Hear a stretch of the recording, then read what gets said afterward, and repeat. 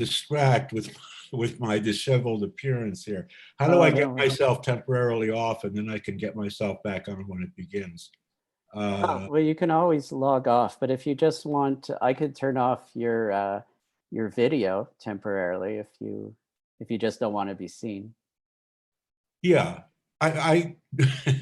yeah. Why don't you do that? And then when it comes, you know, if I choose to talk, you can turn it back on, right? Of course. Okay, good. Thanks.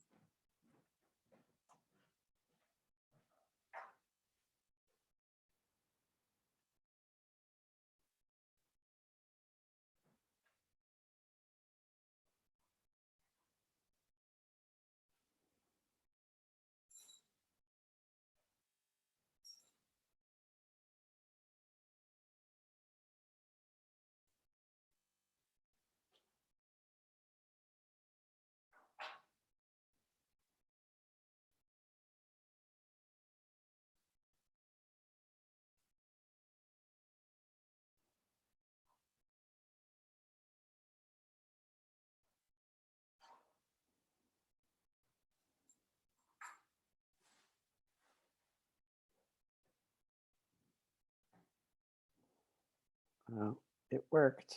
I'm on.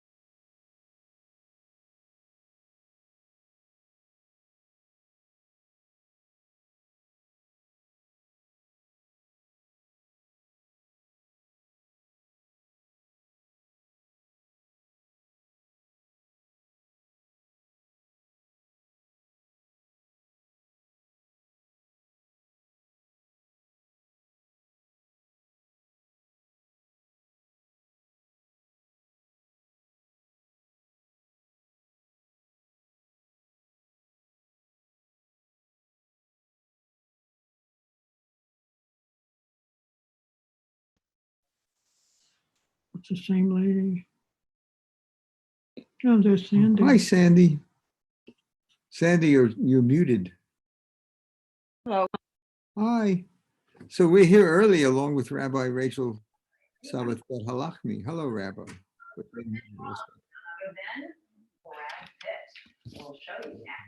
I think we are going to go take a walk and come back. You guys have about, close to 15 minutes before we start. Okay. Rachel herself muted herself and walked away. That's why she didn't respond when you spoke to her. So you've got a couple minutes. I think I am going to do the same. See you. All right. All right. See everyone soon. Okay. Ugh. 15 minutes. Huh? Wow. You need a hand getting up? I guess I should mute myself here. Go to hell. Goodbye. Get rid of your president, then talk to me.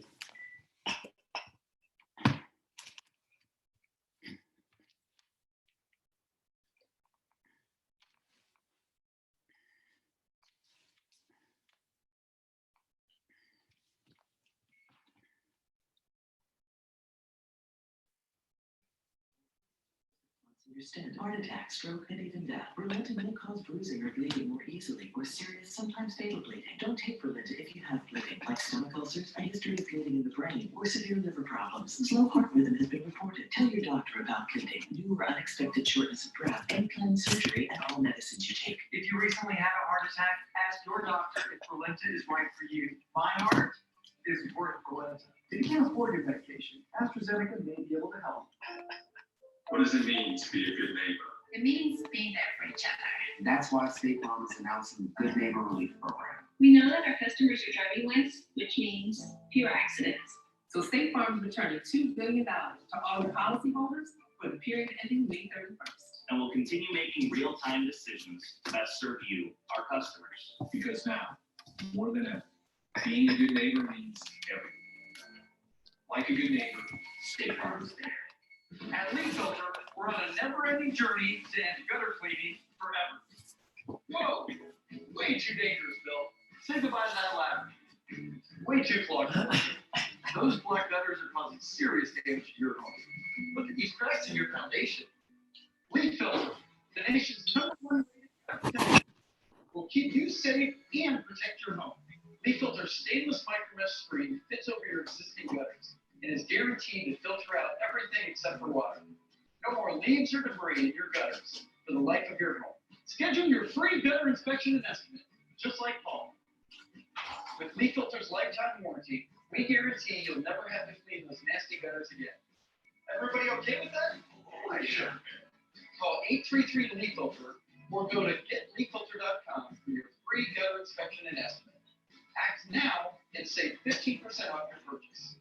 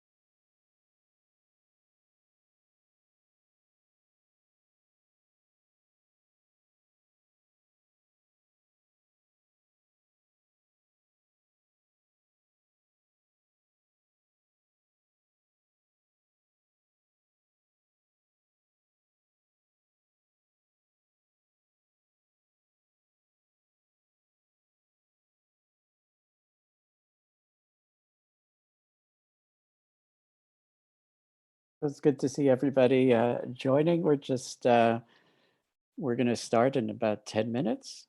So until then, you can do as you like. I've got everybody muted for the moment just to cut down on background noise. But at any point, if you want to talk to somebody whose face you see showing up here, you can just unmute yourself and go ahead.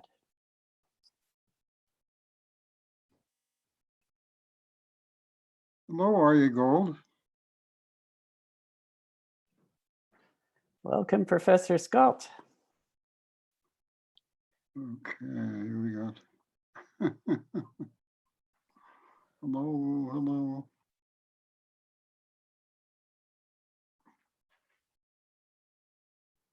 Can anybody hear me? Eric, Yes. can you hear me? Yes, we are mute. Hello, Eric. You're all mute, I everybody, unmuted. so you guys can talk to each other. So everyone's unmuted. Eric, can But you if hear there's me? a lot of background noise, you may just I want can't to hear you, mute Eric. yourself anyhow. There's Sandy, she's in the dark. Sandy's here. Hi, Sandy. Eric, I fade into the dark. can't hear you. Liz. Can't hear you. Liz. Hi. Hi. Eric, Yeah. hello, Eric. Yes, Mel. Hi. Eric, Yes. Mel has a difficulty with hearing. Yes. Is anybody? Do other people hear me? Yes. Yes. Okay. now I can hear you. Okay. I'll try to hold the microphone closer to. No, it was I had the sound turned down. Oh, My that will explain computer. it. That will explain it. Hello, Arya Bliss. Hello, everybody. Hello. And there's Sandy Hello. Warshaw Hi there, Mel. and Beatrice. Hi. It looks like Torah study. Yeah.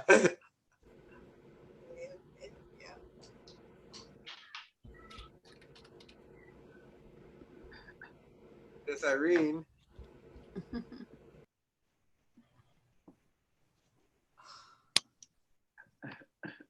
Robert, hello, Robert Pollock.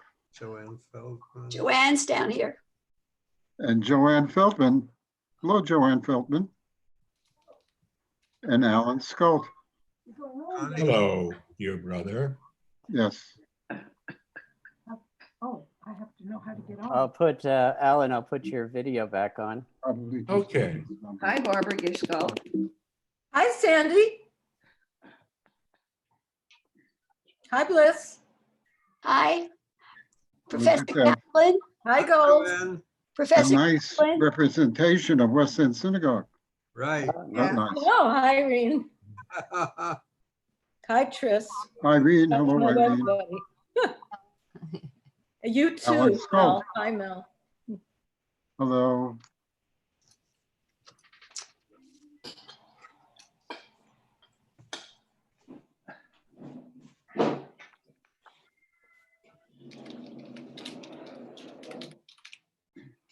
You okay? Hi, I was just making sure you were coming on because people were just starting to gather.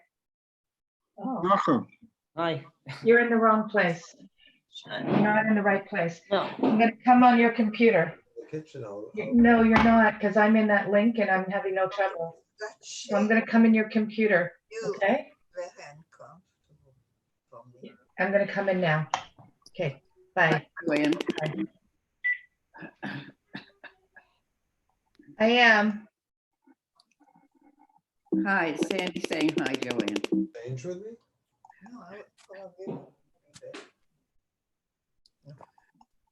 There's the West Coast Skults, I unmuted. I was muted, Sandy. Ron and Myra. Look at that. Hi, Sandy. Hi there. There's her. Hi, Sandy. You look very comfortable. Yeah. Thank you. I just have to make sure I stay awake. Hello, Joanne. Hi, Mel.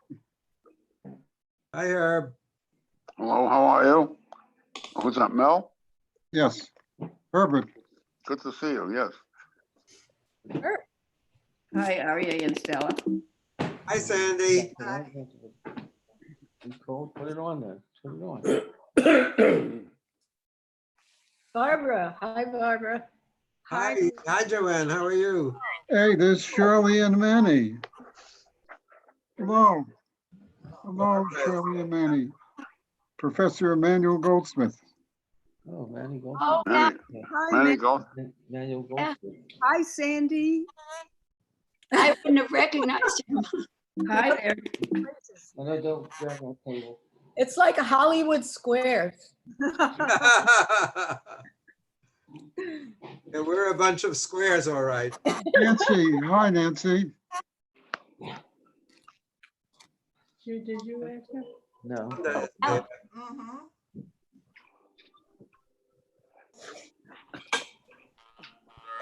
Miss Nancy Fuchs Kramer teaches at the Reconstructionist College. Yeah. Hi, Nancy. Hi, Nancy. It's Bliss Simon, Bert Linder's wife.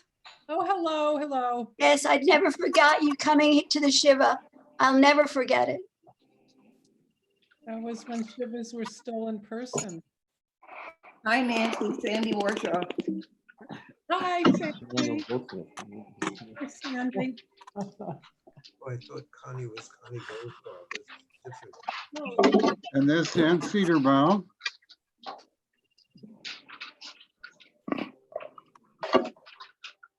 What do you press to get to see all the people? I just have a few people up on top here. There are some arrows at the corner of the screen. Oh, okay.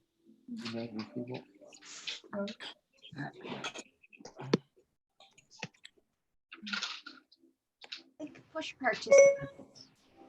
Now you can put us on The top right of your screen, you should see speaker view or gallery view. And what you want is gallery view. We're in gallery view. Right. Gallery view is the one with all the little dots. Oh, exit full screen.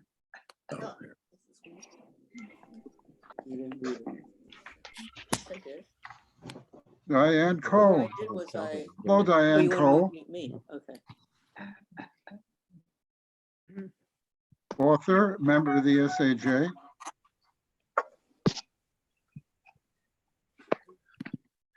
And they are the West Coast Sculpts.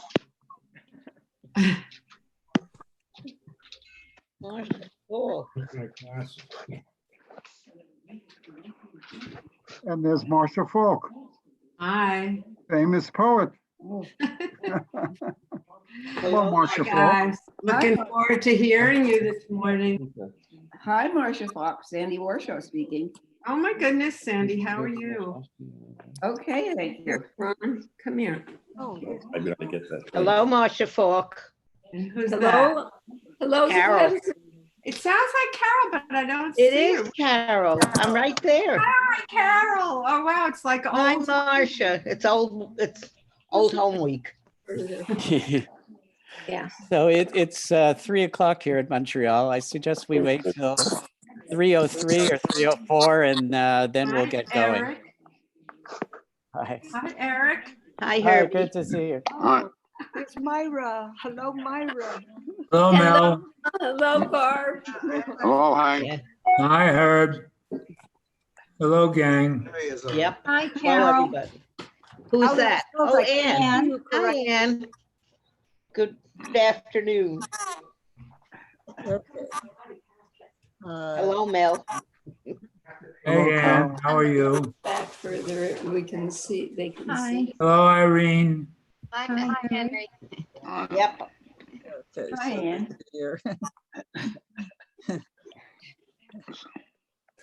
So let's, All right. Howard.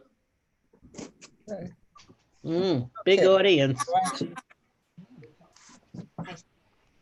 Hi, Carol. Hi. Who said that to me? Joanne. Where are you? I'm in a Carol. square. Hey, Ariane. Nancy Kramer. Ah, Hi.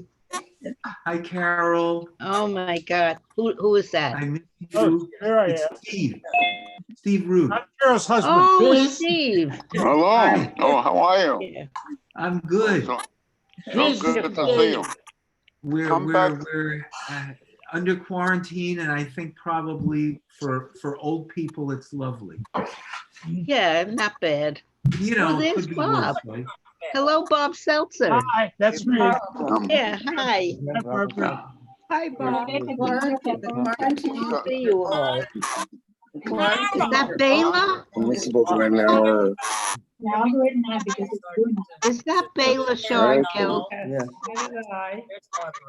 There's Bob, Carol come back Kiss. to Hunter. Hi, Carol. Hi, Bob. Hi, Carol. Who is that? It's us wine. Ellen. There's Ellen. Hi, Ellen. Hello. Hi, Barbara. Hi, Barbara. I don't know who I'm saying. Hi, Barbara. Amy. Oh, Virla. How are ya? Arya and Stella, not since yesterday. Long time no see. Every day. What goes around comes around. Hi, Mirabel. Hi. What's the point of the Thakor book? Hi, Mike. These are people. Where is doing it by Alan? phone I'm over. looking for Alan. Alan's up there. Ellen's down the front. Doesn't work that way. Hey, Gonda, how are you? Natalie, who's saying it? You know, Henry. Brother went and got, Hi, Henry.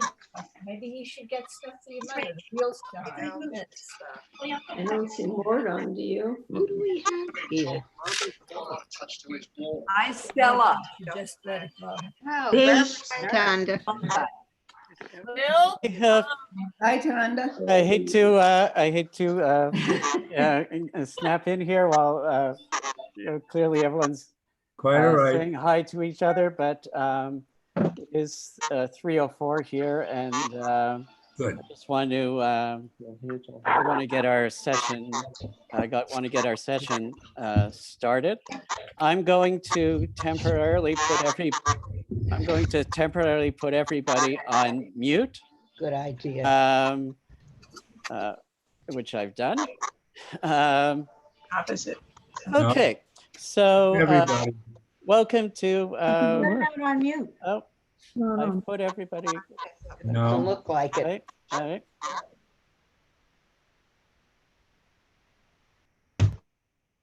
I succeeded this time.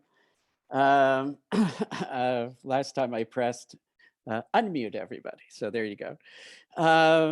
So welcome to this online session on Communings of the Spirit, exploring the journals of Mordecai M. Kaplan. This is, I think, the 5th of the sessions that we've done since this unfortunate coronavirus struck us. And I know it's been difficult times to adjust to, and there are, I guess, some positives. And I think one of the positives have been that we've been able to get together in these formats and get to see each other and to learn from each other. Just say a couple of general things first. A small minor point, which is just that all of the sessions that we do are recorded. That way we can then stream them afterwards. You can see them afterwards, both on our website, the Kaplan Center website, and through our Facebook page and in other places. So if you're uncomfortable being recorded, I guess you can either turn off your video if you find that that's sufficient for you, or you may want to consider leaving the session, which I hope you won't do, but the session is being recorded. Other things is, for the most part, we're going to be muted other than the person who is speaking. The only so what that means is As you're hearing Rachel and Mel speaking, and if you have things that you want to ask them, we're going to stop after Mel is going to speak first, and then Rachel is going to give a presentation. Then we're going to stop to take questions. If you want to ask a question, the neatest way to do it is to put it in the chat area, to send it in the chat area, and you can do that either by sending the message to everybody or just by sending the message to me, Eric Kaplan. It's up to you which works. And of course, during the question period times, if for some reason I'm not seeing your question in the chat area, you can also just unmute yourself and and join the conversation. Today's session, as I've said already, is on the diaries.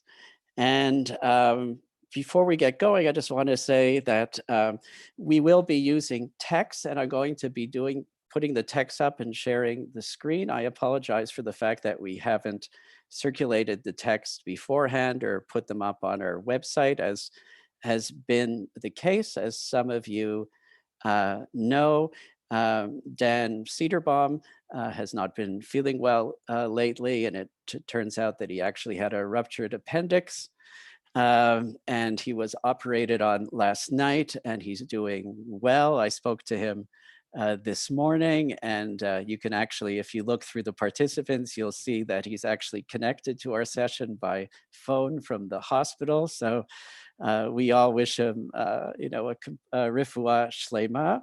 But in terms of the Kaplan Center, we didn't have the ability to send things through our mailing list as we normally do, or to post things easily on our website. But sometime by the end of the week, when Dan will be back home, we will send the text that you're going to see today. And of course, you'll always be able to access the recording of the session. The other just piece of information to say is, as you know, we had a program planned for next week with Zev Elif on the Jewish Center, which is a synagogue that Mordecai Kaplan was the founder and founding rabbi of. That was going to be a dialogue between Dan and Zev Elif, and because Dan will still be recovering then, we have postponed that session. I can't give you at this moment what the replacement date of the session is, which means that at the moment we don't have any further sessions actually booked. So towards the session itself, just to remind everybody that this is a program of the Mordecai M. Kaplan Center for Jewish Peoplehood. And as Dan always tells us, I'll read our blurb about us. We are organized at the end of 2010, and we're based in Evanston, Illinois, because that's where Dan, who is our executive director, is located. We are a not-for-profit organization devoted to the transformation of Jewish community through the dissemination and promotion of the thought and writings of Mordecai Kaplan and the advancement of the agenda of the Kaplanian approach to Judaism in the 21st century. The Kaplan Center's perspective is explicitly non-denominational, and you can access us through our website, kaplancenter.org. So today's session, we have really a powerhouse group of people to lead us through this material. We're going to be drawing largely from the first two published volumes of the Journals of Mordecai Kaplan, but as you'll see when you see the text, there are some texts that are taken from the forthcoming third volume. The people who are leading us through this conversation, we're going to begin with Mel Scalton. I saw when everybody was joining that Mel is no stranger to this particular group of people. Mel, as in addition to being a co-founder and vice president of the Mordecai M. Kaplan Center for Jewish Peoplehood, he's probably the individual who has most enlightened us about the thought of Mordecai Kaplan and about his inner life and the evolution of his thought. And a lot of this comes from the work that he has done on the diaries. He has not only referenced the diaries in both his biography of Mordecai Kaplan and in his book of a couple of years ago on the thought of Rabbi Kaplan, but also through editing now 2 volumes and a third one, which is coming out in October. And he will lead us off speaking about a bit of an overview of the diaries and telling us about what light they shed on Kaplan as an individual. And then we'll hear from Rabbi Dr. Rachel Sabbath Beit Halachmi. She, in addition to being a senior fellow of our Kaplan Center and the director of content for the recently launched international project, Our Common Destiny. Those of you who are on the call about the Kaplan's Haggadah, she shared with us at that time and then circulated some materials that she had done through Our Common Destiny. And in addition to her just being, a very deep and profound and knowledgeable thinker on these and many other subjects, she's the author of 2 forthcoming studies of Kaplan's journals, of which one of which is focused very much on Kaplan's theology as it develops during the time covered by the diaries. May I? Am I allowed to take seconds? What? You don't want to, you know. Excuse me? Go ahead. You need to unmute yourself, Eric. Here, right, I'll unmute you. Go ahead. I was not muted, I don't think, was I? For just a second. Okay, so that is, and me, what am I doing here? I'm also part of the people around the Kaplan Center. I'm a vice president of the Kaplan Center, but my most, I guess, direct relationship to this particular session is the fact that Mel has bequeathed to me the honor and the responsibility of editing the 4th and final volume of the Kaplan Diaries, which will cover 1951 to 1978. So to get us started, I'm going to put up the documents that we're going to be looking at, and then I'm going to turn things over to Mel to get us going. So just give me a second to share the screen. Perfect. And just have to, I'm going to, Mel, I think you're unmuted. Okay, can everybody hear me? I hope. Yes. The point is that I am bound by the umbilical cord to Mordecai Kaplan. It so happens I have a birthday coming in May 28th. I was born in 1934.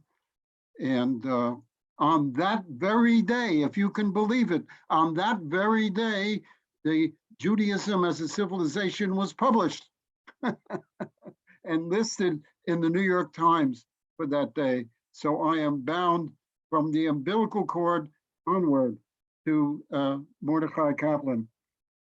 I have been wandering in the desert of Kaplan's prose for 40 years. Charles Silberman, Zichrono Livracha, once said that he could never quote a complete Kaplan sentence because there were too many subordinate clauses. But the diary itself is written in a more compelling, immediate style, and that style has redeemed me. A few more words about the diary. The original of the diary is at the Jewish Theological Seminary, and it is also online. You can access it at 3 o'clock in the morning when you can't sleep.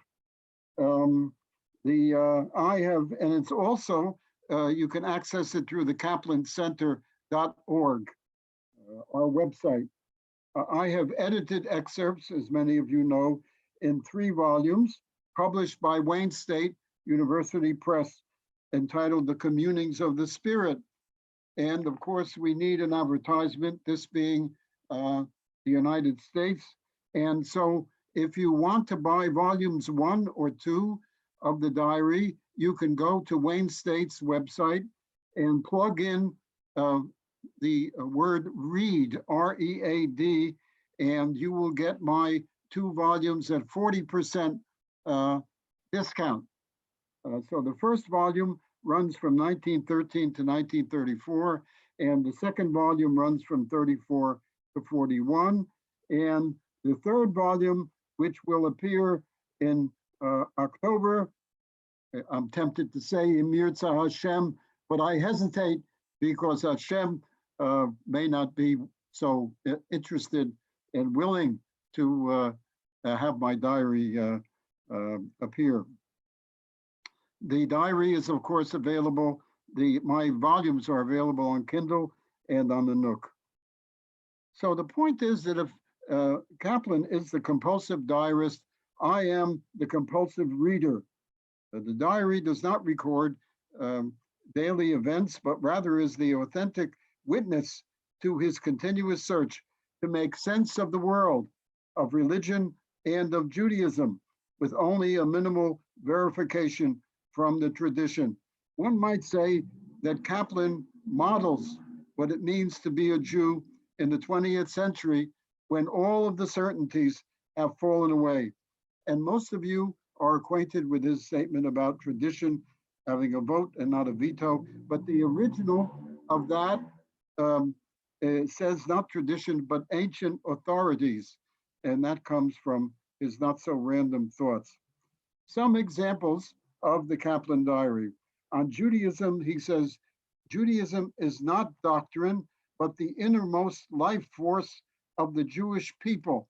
I happen to like that very, very much because it conjures up the idea of nurturing, as a woman nurtures her child. And some other point, I want to give a lecture on feminism in Kaplan. As a woman nurtures her child, we should nurture the innermost life force of the Jewish people. He tells us about ritual and the time he suspended the Kol Nidre in the late 20s without telling his congregation. The SAJ, he was impatient with the SAJ and with the Balabatim. But then when he's thinking about that and is annoyed, he turns to thinking of Judaism as a civilization, and then he feels much, much better. There is much in the diary about denominational history, as when Kaplan, for example, left the seminary to join Stephen Wise FDJIR, but then after a few months, he came back. There is much, of course, on the seminary itself and all its aspects. Kaplan never left the seminary. He came to the seminary in short pants in 1893 and retired in 1963. He talks about ethical issues also and about social concerns. He talks about the place of women and the 20th Amendment, giving women the vote in 1920. He talks about admitting Black lawyers to the bar. He talks about the anti-lynching law, which he strongly supported. And he criticized the mayor of Jersey City who opposed unions. Kaplan was a very strong supporter of unions. There are also a great many people. Yeah, I'm noticing some leaking on my area of my sutures. There's somebody on there. It's Dan. We're going to mute him. Hang on. Mel, you're going to have to, I'm going to mute everyone and you're going to have to re-unmute yourself. Okay? Okay. Here we go.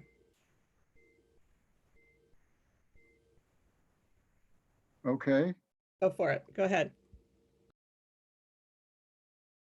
Are we okay? Did you unmute yourself? Yes. Why don't they get this off the screen so they can see you large? Okay, they can hear you, Barbara. Yeah, you're fine, Mel. You can continue. Okay. So what I was saying, can you see me? Yes, we see you, we hear you, everything is fine. Okay. What I was saying was that there are a large number of people that we meet in the diary. We meet Heschel, for example, who Kaplan helped to bring to the seminary. But then after he came, everything fell apart. We meet Martin Buber, and I would venture to say the relationship between Buber and Kaplan was not an ideal relationship. We meet even Eleanor Roosevelt, who came to the seminary for an honorary degree. And Kaplan said about Eleanor Roosevelt that she was the embodiment of his concept of salvation, a very wonderfully fulfilled individual. We also meet some interesting historical personages, most importantly, Ralph Waldo Emerson. And sometimes, just sometimes, we meet Kaplan when he was having lunch. Most of us live on the level of what's for lunch, but Kaplan, when he had lunch, at times it was a spiritual experience for him. And the point is that it's one of my favorite entries in the diary, and I'd like to read it to you now. For those of you who it's not on the list of texts, but Yael Rydberg, who was our rabbi at the West End Synagogue, posted it on her website and on Facebook. And he said the following: the lunch, this is 1930, the lunch I found at home was the ideal one for the appetite I had worked up on my walk. He walked from the seminary. It was oatmeal, porridge prepared at my suggestion, asparagus tips on toast in an ocean of cream sauce, and a cup of coffee with the dried crumbs of chocolate cake. As I sat alone and ate lunch, I said to myself, this is a fair quid pro quo. I gave the world 3 hours of homiletics, and the world, read Lena, his wife, of course, and the world gave me a nourishing lunch.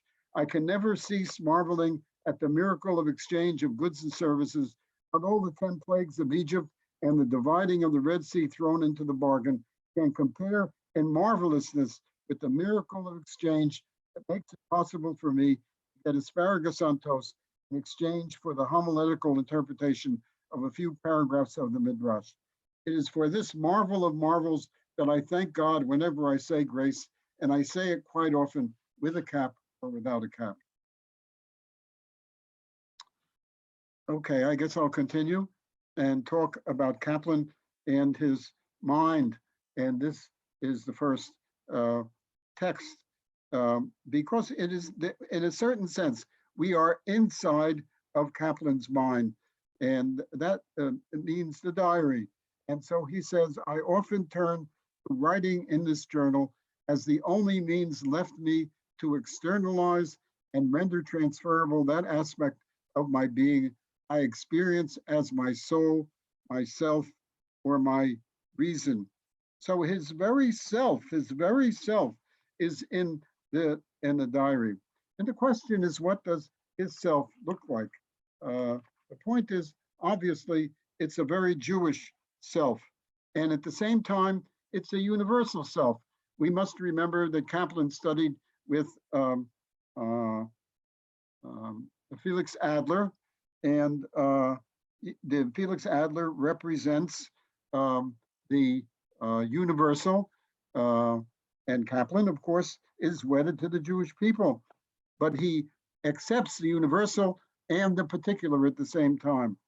And he gives us this very interesting statement, which is relates the universal and the particular. All life and action express themselves in the particular and take on meaning when that particular is subsumed under some universal principle. The particular without the universal is blind. In other words, when we proceed without guidance from reason and from the moral law, we are blind. The universal without the particular is empty. But if you just have the universal, that is philosophically empty, he's saying. Another feature of the diary is Kaplan's inconsistency. When we write or when we speak, it is important to present a particular point of view, a consistent point of view. The diary encourages inconsistency. I'd say, I think one thing today and another thing tomorrow. And this perfectly fits Kaplan's very inclusive mind. The diary is filled with inconsistencies. Perhaps the most glaring inconsistency is concerned with his Zionism, when his daughter, Judith, thought of making Aliyah in the late 1920s. He goes ballistic. He's very upset, and he begins to feed her anti-Zionist material from the forward. In terms of inconsistency, I think we have to say a word about God. Rachel is going to speak at length about God, but Kaplan thinks about God all the time, and he changed his concept of God more often than he changed his clothes. And there is a great value to this inconsistency. Let me call it inclusivity, because it runs from a thoroughgoing naturalism to a near supernaturalism. And whatever your belief about God, and I'm sure this will come out in Rachel's presentation, whatever your belief about God, you're bound to find something comfortable in Kaplan's writing about God. Kaplan also writes as much about the self as he writes about God. We are all the victims of the narcissistic self, but that's not what he writes about. He writes about the fully developed self, and that means a moral self. It was a lifelong interest of his. It begins in 1913, which is the opening of the diary. He was giving a series of lectures at universities, and he tells us of the substance. And he says in that first entry, the individual and his development or perfection constitute the sole aim of religion. In other words, religion is within a social context, but the individual and his development or perfection constitute the sole aim of religion. Now, Kaplan is a person. I want to read a few selections which indicate to us about Kaplan as an individual. The first selection has to do with what we ought to do, but we don't do. I don't know about you, but that certainly includes me. It's somewhat reassuring to us, to me, that we find even a great individual who has some of the same problems as we do. The other problem we have, which I think we all have, is a matter of ambivalence. The diary, as I said, contains a great deal of ambivalence, and the second selection has to do with communism and capitalism. Kaplan was attracted to communism in the early 30s. I suppose one would say he was a pinko. But the diary entries are very interesting. The first one, from the apparently little effect which all these exalted ideas about salvation seem to have upon me personally, considering how far I am from doing the best, I begin to suspect the value of these ideas. I must be reconciled to the paradox of urging something upon others which has little effect on myself. I want to read that again. I must be reconciled to the paradox of urging something upon others which has little effect on myself, and not being habituated to live my ideas, I am condemned to keep on talking about them. This is a little more full than what you have in front of you. I'm sorry about that. It's one version and another version. But I want to emphasize the honesty, the absolute unbelievable honesty.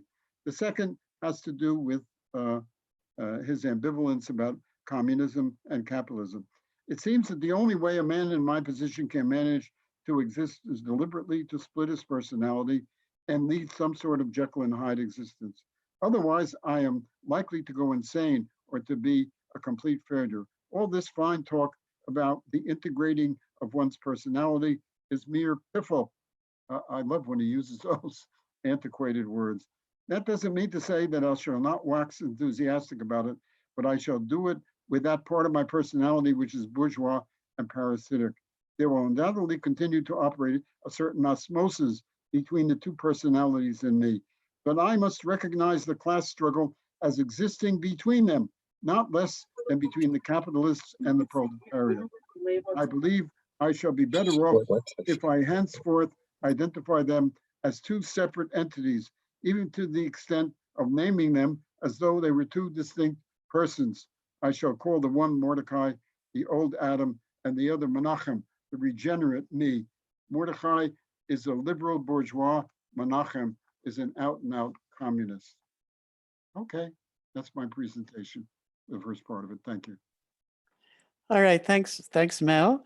And just to remind you, before Rachel takes over to talk about Kaplan and theology, that we will take questions after Rachel speaks. The easiest way of handling this is if you use the chat area to send the questions. Either you can send the question to everyone, or you can send it just to me, Eric Kaplan. It doesn't matter because I will see it.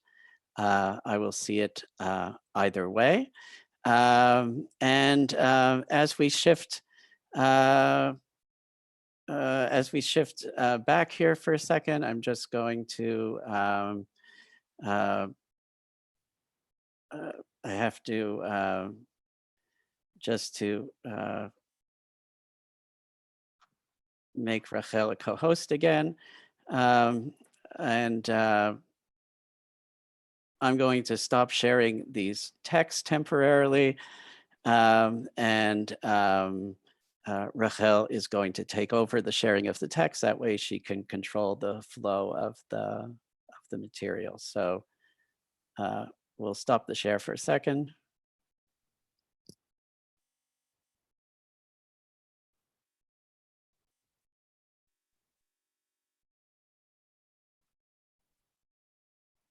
Hopefully everyone can see the texts.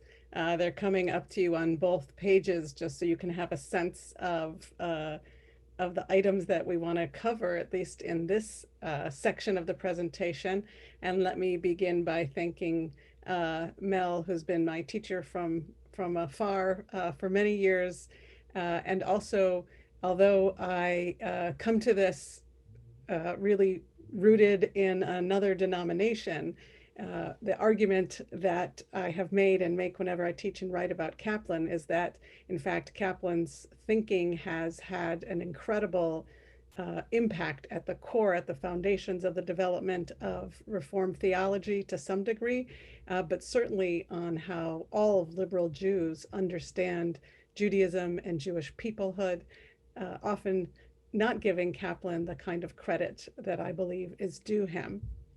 So what I wanted to do with all of us today is to reroute us back into some of the ways in which Kaplan's thinking was evolving. And as Mel said and has taught on many occasions, there clearly is a constant evolution of Kaplan's thinking on many things.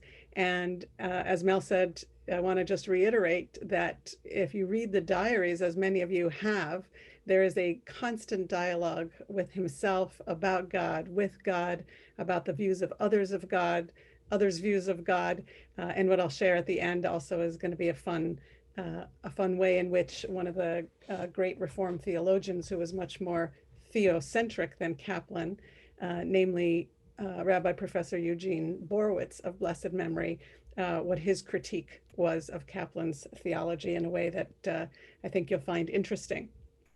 So if you can see the texts, hopefully you can just give me a thumbs up if you can see them and it's clear and easy. One of the things that brings Kaplan to realizing that even as he's revaluing all of the rituals and folkways of Judaism and reinterpreting them in ways that will be meaningful in his contemporary American context that he realizes that he is going to have to very much focus on the concept of God. And as we know, certainly from our previous sessions, we know that the ways in which Kaplan talked about God caused enormous interest, concern, disagreement, excommunication, the full range of the ways in which, as Mel said, Kaplan really was working to bring people to find their way and maintain the rituals and folkways, and of course, of prime concern, the ethics, the core ethical concerns of Judaism. But he was reinterpreting in ways that for some made enormous sense and for others were deeply distressing. So one of the most interesting ideas that brings us to the connection between rethinking holidays and rituals, and therefore God's role, is his early thinking. And this is from the journal in 1934. So most of my texts all come from that period of 34 to 41. I'm focusing very directly on the second volume, and God willing, we'll reconvene in the fall when the third volume comes out to be able to focus on a different period. But as you see, he says here that the Sabbath should serve as a symbol of salvation, as the aim of life.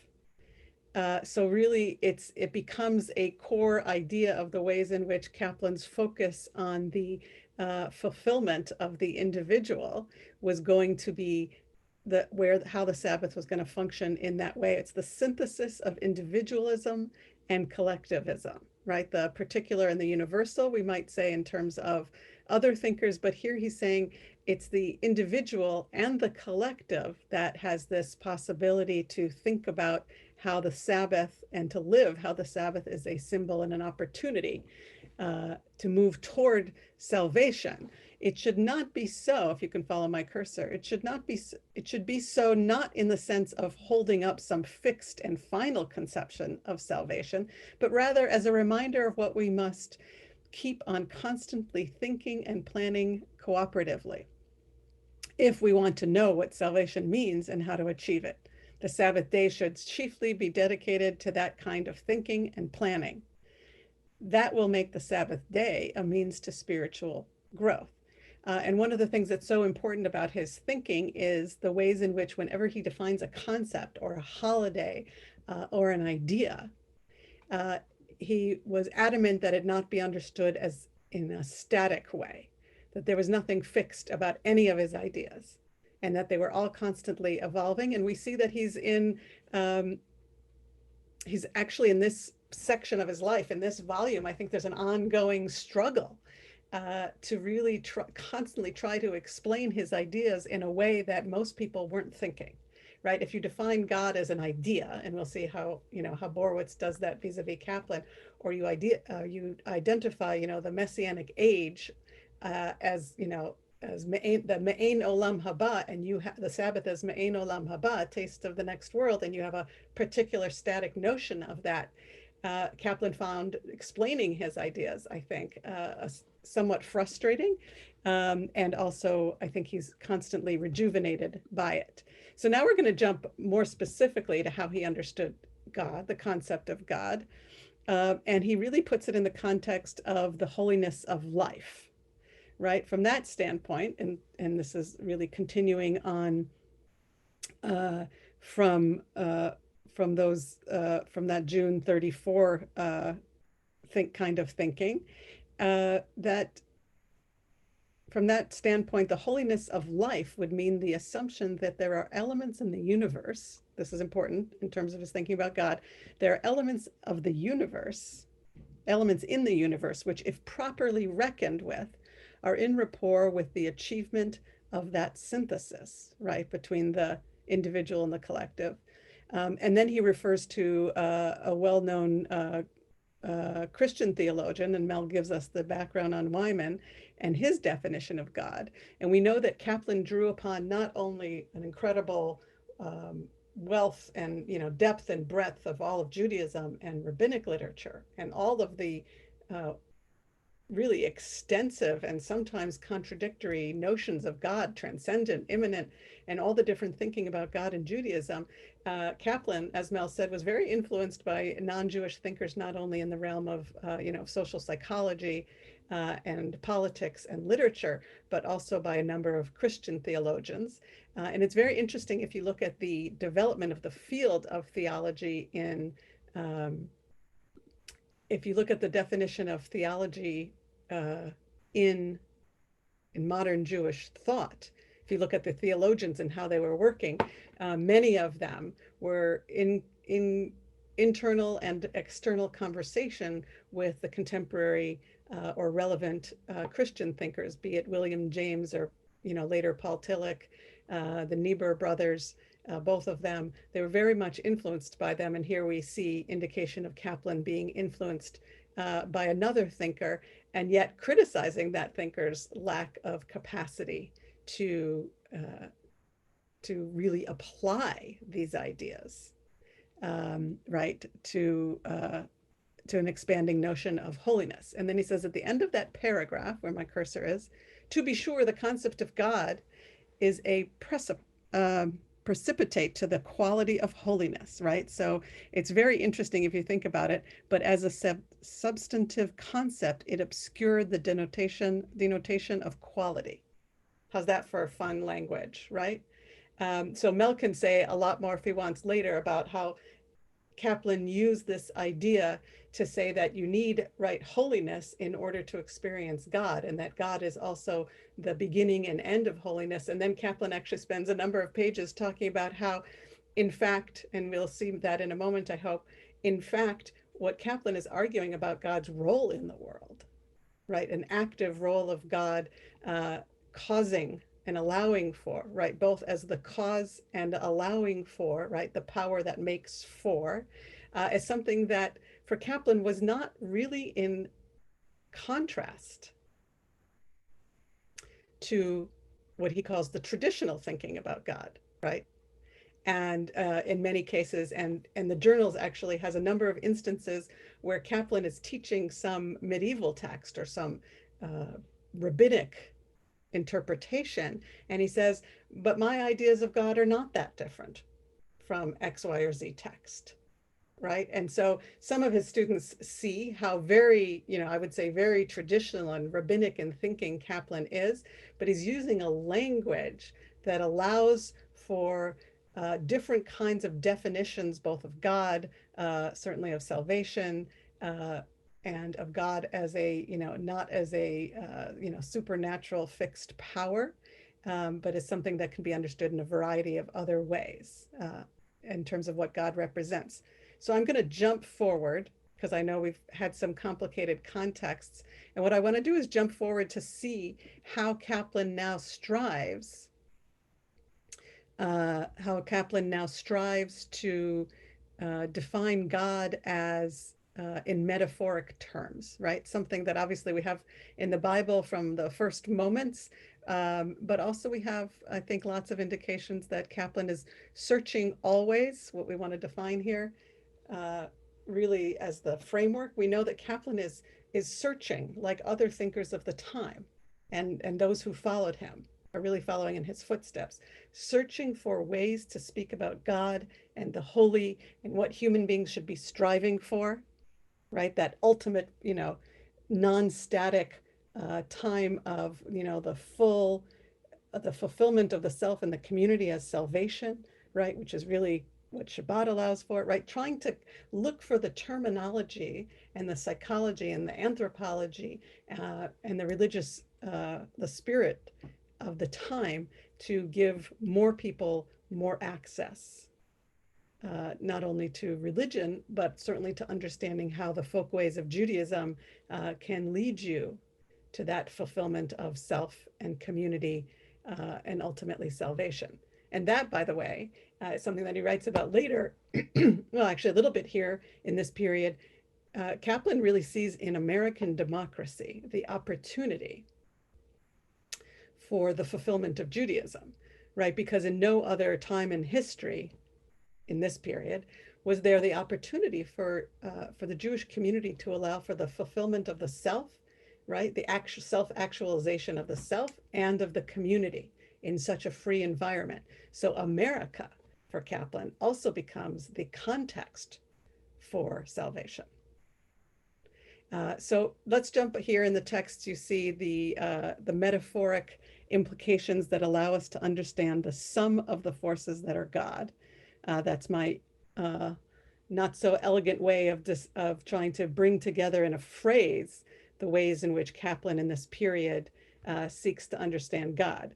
One of the most beautiful, I think, liturgical early applications that he engages in that demonstrate what he's thinking is how he turns to Psalm 27, right, which we read in Elul and through the fall holidays. Let's see if just gonna see if we can focus over here, where he's looking at how one can understand these images of God that appear in that psalm, right? Where we call out to God, we remind God to protect us from our enemies, even though we've been abandoned. And ultimately, what do we want, right? We want to be able to dwell in the house of God, right, forever, and that our hearts should be strong. Okay, just to summarize that psalm for those who may not be familiar with it. So then he says it's, this is, of course, an opportunity to exploit its metaphoric implications. By this, I mean finding equivalence in our present day ethical thinking for the various elements that constitute the experience of the psalmist, right? Thus their figure in it, and I've divided it here to help make it clear. One, the enemies, right? These should serve as a metaphor, right? This is obviously something that is going to be disturbing to other kinds of thinking about enemies in Judaism, which we know for Kaplan with the Haggadah and in other places becomes very significant. But now here, the enemies in this psalm, these should serve as a metaphor for the main causes of our fear and anxiety, right? What are our fears? What's the enemy? And I'm conscious I'm saying this in a time where we have many of our leaders defining the coronavirus as the enemy, okay? But for Kaplan, what's the enemy? And certainly it becomes other things later, but in this textual moment, privation, sickness, failure, bereavement, temptation, disillusionment, and death. Those are all the enemies. How's that for a broad range of the possible metaphors for their enemy? And two, and here this is going to be key for our conversation, God. He represents the sum of the forces, conditions, and relationships in the world that make for the enhancement of human life in the individual and in the group, okay? So we should note that Kaplan's writing this out in the time period where he's also preparing, I think, one of the most important and accessible works of Kaplan, which is of course the meaning of God in modern Jewish thought.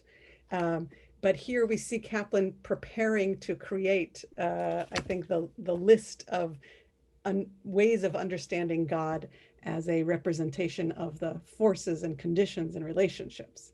We'll come back to that in just a moment, and then we'll pause for questions and conversation. But the third moment in that psalm that allows for his interpretive mind to work is the sanctuary, right? We want to sit in the sanctuary of God, according to the psalmist. The sanctuary to which the psalmist looks for shelter. The equivalent of this is very Kaplanian, the inner act of thought and will, whereby man divests himself of his self-centered ego and identifies himself in intention and activity with all those forces that spell God. I think, Mel, I don't know about you, but I think this is one of the most beautiful early ways in which Kaplan applies his metaphoric thinking about religious concepts in ways that are, social, psychological, and very human and ethically focused. And one of the ways in which he is seeking for Judaism to be that place where the modern person can divest themselves from this self-centered ego, right, which is becoming so much a core of the American spirit certainly at that time, and all the more so now. The question, of course, is, which we could have a different session about, which is how the individual in a postmodern era might understand these possibilities. And lastly, here in the next section, in this analysis, we must assume that reality is of such a nature as to help man achieve salvation, if he only knows how. This fact about reality constitutes its element of holiness. So there's an element of holiness in reality, right? That allows for a human being to achieve salvation, right? And this is really important. The hypostasis of that element is expressed in the concept of God.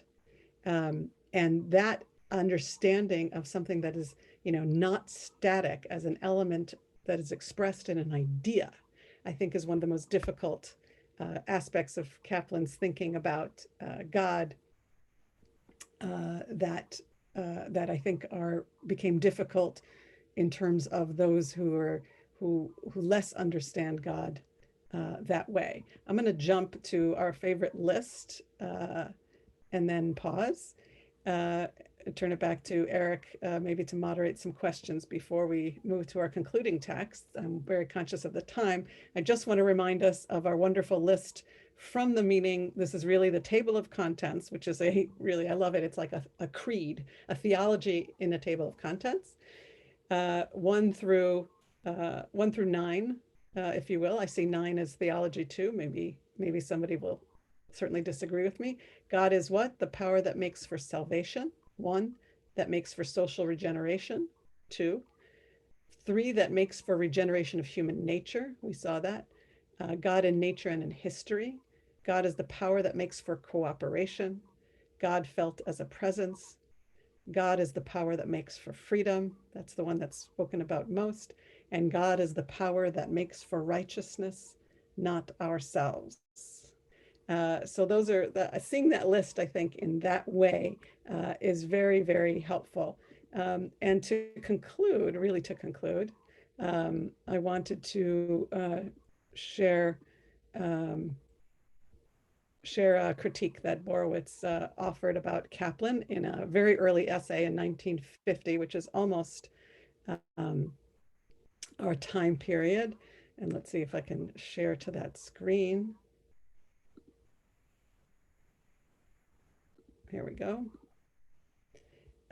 If you look where the highlighted section is, well, you see in the paragraph above it, he's critiquing Borowitz, right, the Reformed theologian, much younger than Kaplan, but they certainly were in constant dialogue. And I also want to say that Borowitz, at the very end of his life, just a few years ago, said to me he thought Kaplan was the most important theologian of the modern era. To me, it is a contradiction in terms, right, of God as the power, blah, blah, blah. But the thing I want to quote, we'll include this in the sources that we send out. But the thing he says is, I find I cannot pray to this God that Kaplan describes, particularly in the language of the tradition. And here's the part I love. Shall I address forces that I cannot hear? Shall I address forces that cannot hear? Shall I speak to myself and my ideas about the universe and call this prayer? I cannot even say a simple blessing like the one for the Hanukkah candles when my mind, without which I cannot pray, understands by the Hebrew words, Baruch atah Adonai Eloheinu melech haolam asher kitshanu v'tzatav v'tzivanu lahadlik ner shel Hanukkah, right, this is his Kaplanian translation. I acknowledge those processes in the universe which make for my highest fulfillment, which predominate in it and to which our people has been devoted, thereby creating activities which help the individual and group achieve self-fulfillment. One of which ennobling activities is to kindle these Hanukkah candles. And then Borowitz says, to this I cannot say Amen. I'll pause there. All right, thanks Rachel. And like I said, we're going to take questions. The neatest way for us to get going is of course by taking questions, just because we're still a fairly large group, to do so by people coming through the chat area. So far, there's only one question, and it's coming from Rabbi Sherlinder Daub. And Fred, if you're near, if you could unmute yourself and just tell us a bit more of what you were thinking. Great. Hi, everyone, and thank you so much. Great to see you all. The most recent part is really interesting too, Borowitz's critique, because protecting nature is moral on this 50th thing, Yovel of Earth Week, but nature itself is not moral. And I think there is something actually to that critique that's worth sitting with. But the earlier question was the idea of Shabbat as devoted to the theme of salvation, which requires our work, continual thought and planning, was his words, and it addresses the old difference between whether Jews as activists need the day of rest precisely with some boundaries in order to keep our work sustainable over time, or the classic conundrum of should we march on the National Mall, etc., on Shabbos. And I just, it's hard conjecture to go back and say what Kaplan would have thought of our modern context for that discussion, but that's a very live discussion in many progressive kehilot right now. So curious what the experts might think. And before we go to Rachel or to Mel on this, I'm curious what your own feeling about it is. Gam v'gam. So Rabbi Arthur Waskow convened some young activists, and we paraphrased Sweet Honey in the Rock's famous Ella song, "We who believe in freedom cannot rest until it's done." And on Shabbos, we would sing, "We who believe in freedom have to rest or it won't come." But can we afford 1/7 of our life without actually being out there? Open question. Thanks. Mel, you had something to say about this? Well, I have a number of things to say. First of all, I want to speak briefly to the matter of salvation and its relationship to our concept of God. This next volume contains an entry which really jumps out at you. Kaplan is so wordy, and you have to wade through piles and piles of words to get through something that really is very, very clear and knock your socks off. And I think I found that in the following statement about the relationship between salvation and God. He says, I refer to the will to make the most of life, the will to exploit to the utmost all its possibilities for growth and happiness. Talking about salvation, obviously. I cannot help regarding it as though it were a single beam of light radiating from some inexhaustible source. That beam of light is the best in each of us. It is our personality, the body, which he means the self. It is what we term I, the inexhaustible source of my will to make the most of life is God. I think that's one of the clearest statements. I mean, Kaplan does say other kinds of things, but that is a very, very clear statement. About the matter that Borowitz raises about praying to, I advocate that we pray not to, but for. In other words, the qualities that we ordinarily assign to God are qualities that I would like to embody in my life. And so I want to pray to be more compassionate. I want to pray to be kind. El Rachum B'Chanun. So the activity of prayer becomes not a praying to, but a desire to lift ourselves up. Thanks, Mel. There's a question here, Rachel, that you're probably seeing as well from Henry Saltzman. So maybe I'll leave it up to you to decide whether you think you've got to put the text back up to respond to the question. But if you could pick that up, that would be great.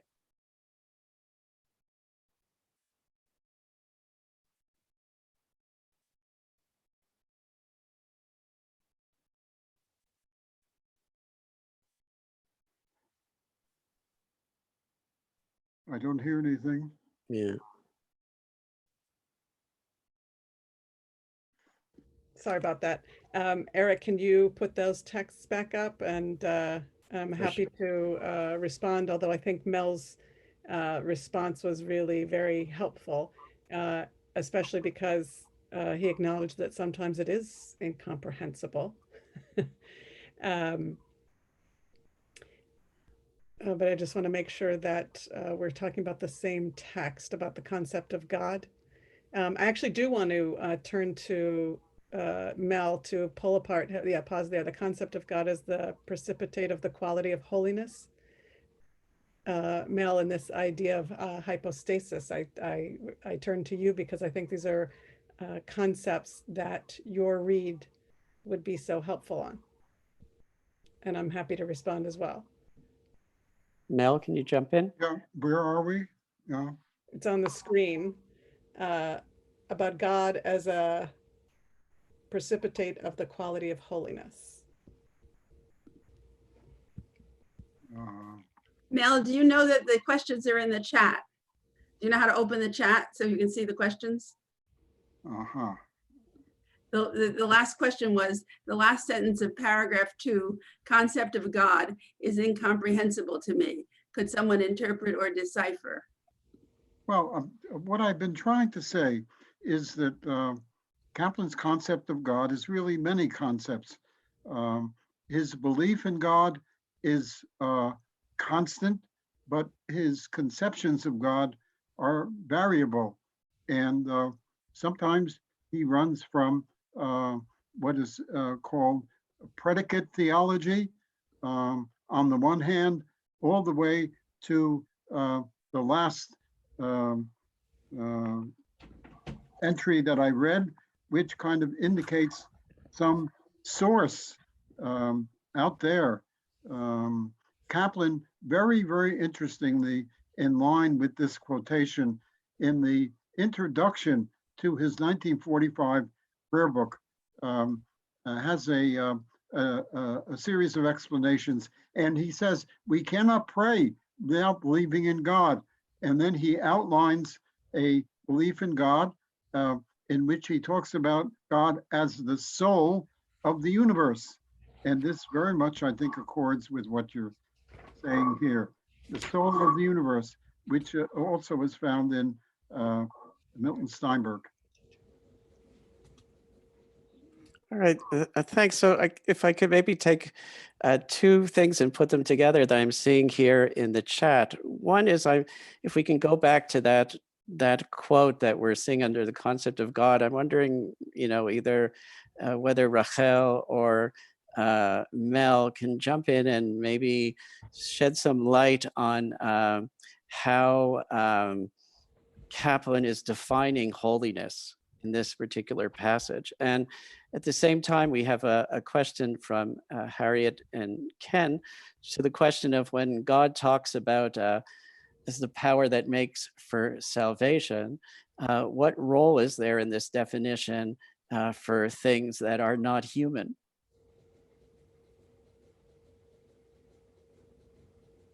So either Mel or Rachel, if you could jump in on that, that'd be great.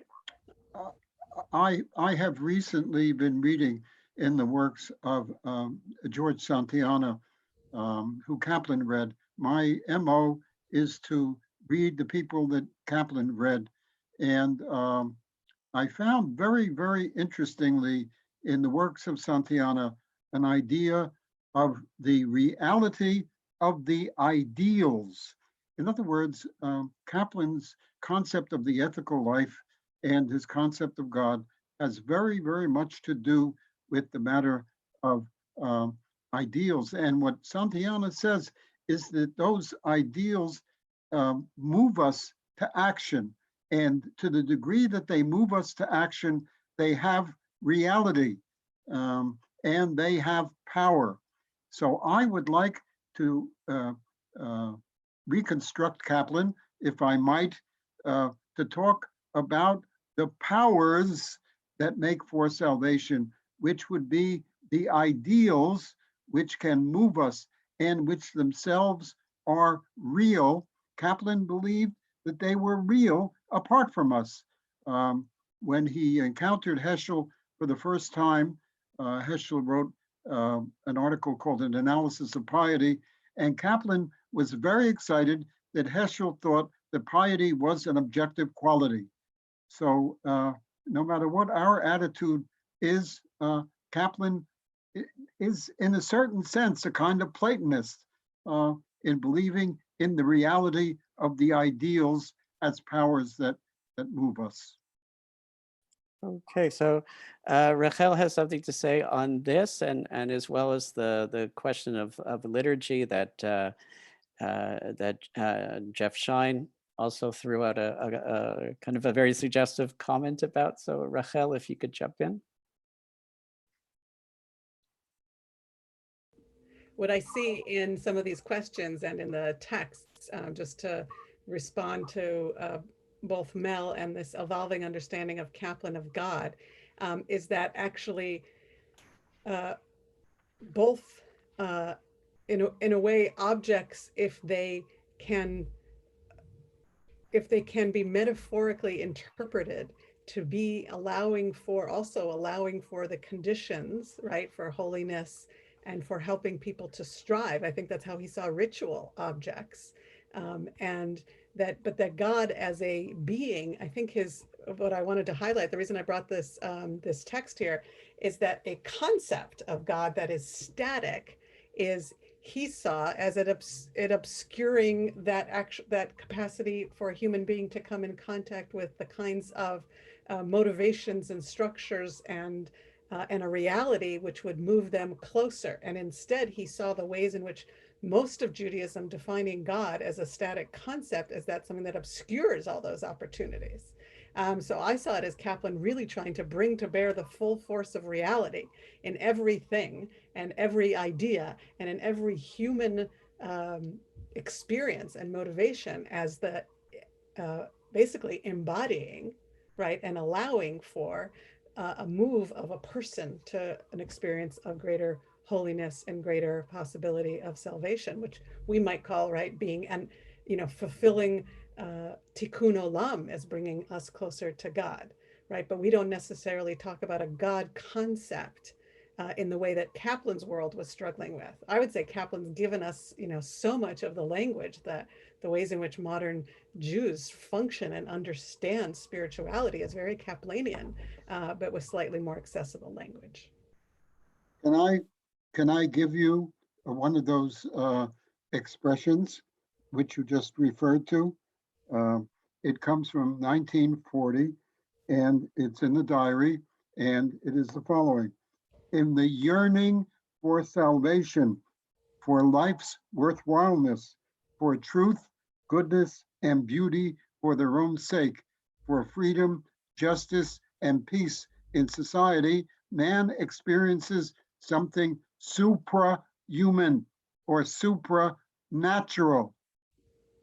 I have in many times on different occasions tried to push the idea of the supranatural, the natural pushed to the utmost, which is the way I think we can characterize Kaplan and what he characterized as transnatural. But I feel supranatural is much easier to grasp. I want to continue. One who experiences that yearning, it's the yearning itself. It's not getting there. It's the yearning in himself cannot be so vain or unreasonable as to believe that he is alone in the possession of such yearning. The most difficult step in achieving faith in God is thus the first one of achieving faith in oneself. The rest follows easily. To that, we can say amen. Yeah, and Rachel, you had something you wanted to say about on holiness as well. And there's an interesting comment out there on evil. I'm going to read it because I see that it was sent to me privately.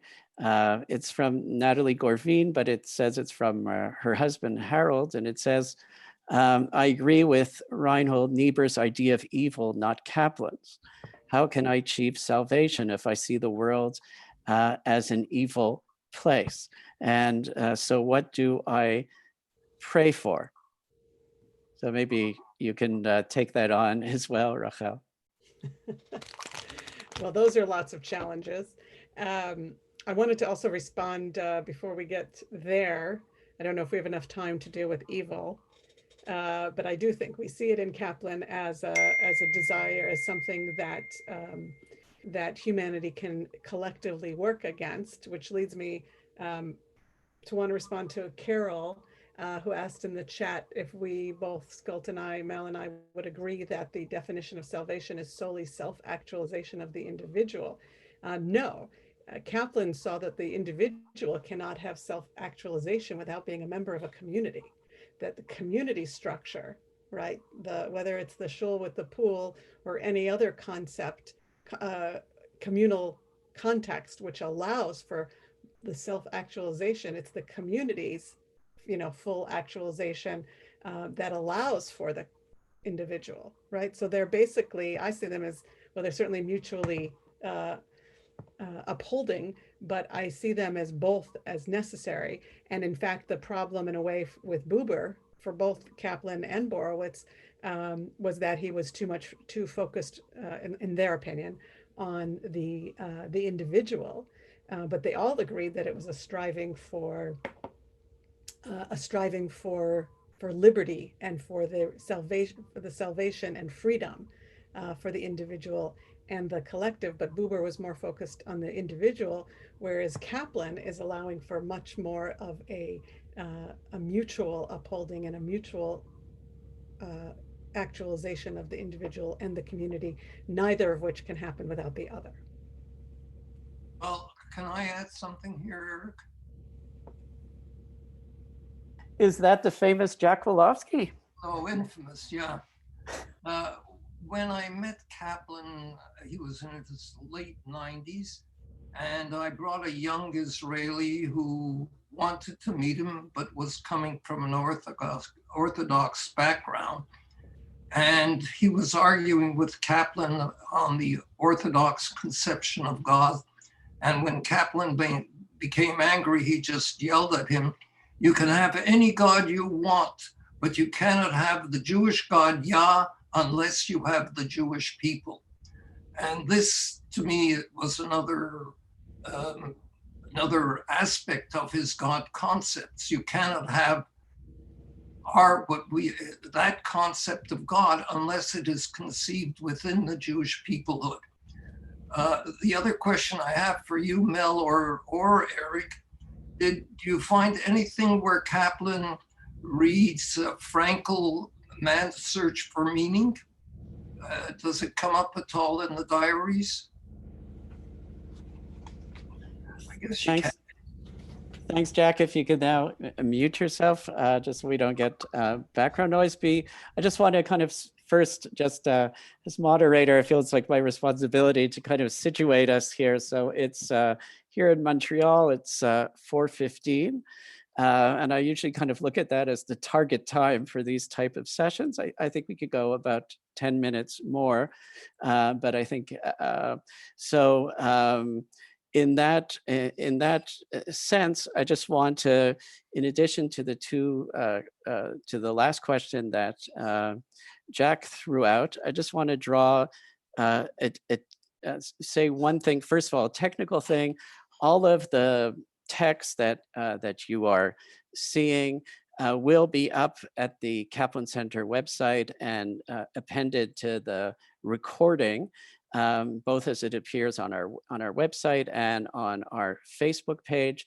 But because of the limited access that we have to the system, because Dan hasn't been able to steer it for us, we weren't able to put it up today, but our goal for sure is to get all of this material out. So those of you who are interested should, within a week, look back at the Kaplan Center website where you'll see the recording for this session, and then you'll see that the material is there. The other questions comments that we have here, and maybe that are up here, is about from Alan, from Mel's brother. He writes, I'm wondering about the word power, as in the Kaplan's characterization of God, as in the power that makes for salvation. Doesn't power imply agency? That is, the exercise of power would seem to require a being or person who exercises it. So I'm going to call on both Mel and Rachel to both respond to what Jack said and to what Alan said, and to use this opportunity of responding to also be your closing statement for this particular session. Mel, you want to get us? Actually, since Mel, you were scheduled to close us off, maybe Rachel will speak first, and then we'll give you the last word. Well, Eric, those are a lot of topics to cover, but and a lot of huge ones. I think that that Jack's story about how Kaplan is actually, responding in the moment, I think is very significant. And I also want to stress, and we didn't get a chance to get there, but I think the theological centrality of Jewish peoplehood and the Catholic Israel, as it were, the full pluralistic understanding of God there we go, God as part of Jewish peoplehood. Actually, if you can back up one, there we go. This is very on Jewish peoplehood and God, there we go. There's something about loyalty to God, which was of the Jewish people as a people, that was very significant to Kaplan in terms of how he understood the survivability, and really that was his goal, is what is going to enable the Jewish people with a whole civilization, right, God and religion being part of it, to be able to sustain any threat against it. Oh, now we have some visitors that we're going to ignore, but I think we can quiet that.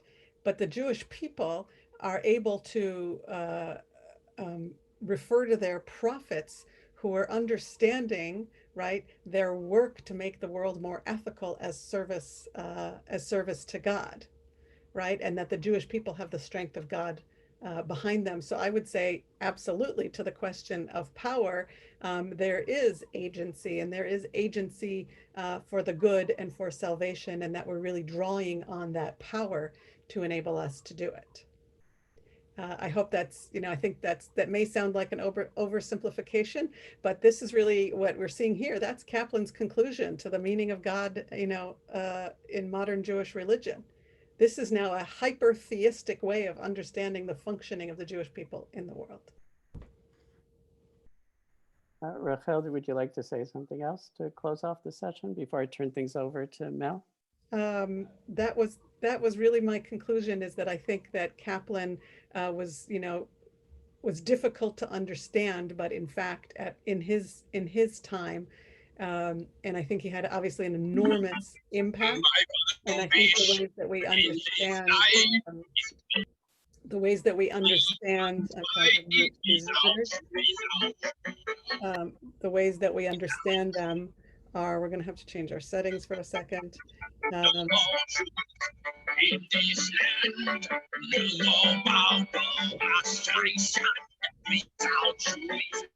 Hopefully I handled that. And then I will have to unmute you, Eric and Mel, in a moment. Just you can chat and let me know. I'm trying to remove our intruder. But what I think we can do is find ways to understand. We're going to have to close our text down. Sorry about this. I'm trying to remove our intruders. But what we want to do, Eric, is close our screen, and we also want to ensure that what the final thing is on Kaplan is that I think that what he's had is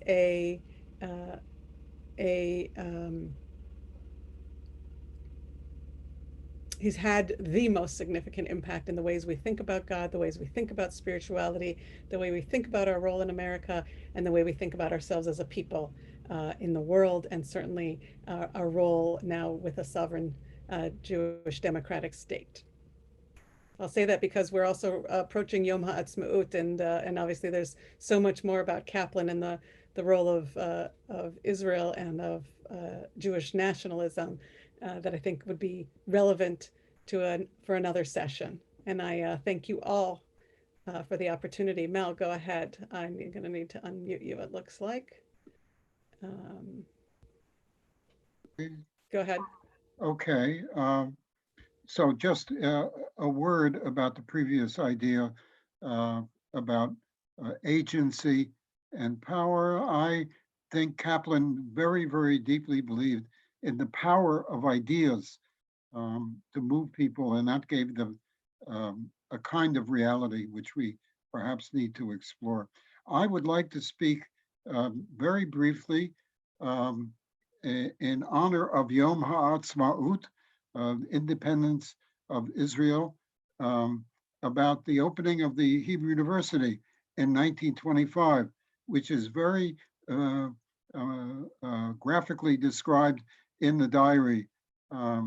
Kaplan was invited to be part of that ceremony, and he left on shipboard with Chaim Weizmann. They sailed to England, where they met Joseph Hertz, who was chief rabbi of the British Empire, and met them in his rabbinic regalia, which they thought was very pretentious. They went from there to Naples, and in Naples they were met by a group of Italian Jewish, obviously Zionists, who sang Hatikva. They came to the ship and they sang Hatikva, and Kaplan mentions that he cried. And I want to differentiate between Kaplan's character, he was a very emotional person, and his philosophy. He was hyper rational in his philosophy, but he was not a cold person. He was very emotional. And so at that point, Chaim Weizmann looked out on the Mediterranean and he said, in 100 years, this will be a Jewish lake. Anyway, in Jerusalem, he was met by Judah Magnus and shepherded around. It was a very, very wonderful, it was a world-class event, the opening of the Hebrew University. And Chaim Nachman Bialik, the national poet, put it this way: today, Israel has lit on Mount Scopus the first candle of the renewal of its spiritual light. For thousands of years, we Jews were enslaved, suppressed, and persecuted. But here in the kingdom of the Spirit, Jewry has always been a free and strong citizen. And the ceremonies are very wonderfully described. They were opened by Rabbi Abraham Isaac Cook, who was supposed to speak for 8 minutes and spoke for a half an hour. So I think we are in good company and perhaps going a little bit over. And next, Lord Balfour spoke for 3/4 of an hour, and Kaplan noted that he spoke without a note. And he mentioned Einstein, Freud, and Henri Bergson as having made important contributions. The opening of the university was a religious as well as a spiritual event. And in that week after the ceremonies, many people congregated in Tel Aviv and spoke. Chaim Nachman Bialik spoke, Ahad Ha'am spoke, and Kaplan spoke. And he said in part that the university was a center on assimilating the method of science and the spirit of democracy. That's really Kaplan, the science and the spirit of democracy without surrendering Israel's unique character. The university would be a prime mover in creating a Judaism synonymous with humanism. That's really, in a certain sense, the definition of Judaism as a civilization. A Judaism synonymous with humanism. Not only a new Judaism, but a new Jew whose mental and moral integrity will serve as a standard to diaspora Judaism. The reawakening of the Jewish people is Israel's Shekhinah, very interesting use of the word Shekhinah, demanding to be given a place in human life. In establishing the university, the Jews are yielding once more to the spiritual urge expressed in the divine commandment, "Asuli migdash v'shachanti b'tocham." Let them make me a sanctuary that I may dwell among them. The Jewish people must thus use their unity for the purpose of making evident the reality of this spiritual. And I want to end with a statement from Kaplan, which I feel is really a prayer and a hope, and very, very, very much what we need now in the midst of the lockdown, which we all experience. It's from Not So Random Thoughts. That title was given by Manny Goldsmith. Kaplan published a column at the end of the Reconstructionism called Random Thoughts, Epigrammatic Sayings, and he collected them, and Manny Goldsmith, Professor Goldsmith, who is with us today, suggested that he call the collection Not So Random Thoughts. And this is from that collection. The God impulse in us is not fear, but hope. Not helplessness, but self-help. Not despondency, but courage. Not obfuscation of the mind, but the light of reason. Not belittlement of what man is, but the exaltation of what he might be. And that quotation is in your texts. Thank you. Thank you, Mel. And I think it's a very fitting fitting text on which to end. I want to say that we are deeply disturbed by the fact that we were hacked in this particular way, and that we will for sure report this particular hacking, which is, I think, also facilitated by the fact that we're recording it. And Rachel has, I think, said it very well when she said the fact that we kind of managed the hack, or at least tried to manage it while not shutting down this particular session, is an act of Kiddush HaTorah.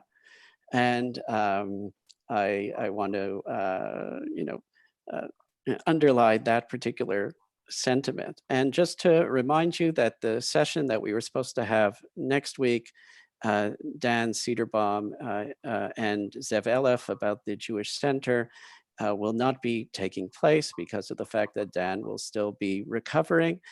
And look out in your email for both the announcement of when all the texts are posted here, as well as the rescheduling of that event with Zev Elef, which I know for a fact that we'll do. So once again, thanks everyone for joining and participating and sending such interesting questions and comments. A special thanks to, of course, to Rachel and to Mel. And if Dan is still with us, a very strong refuah shlema, and be well.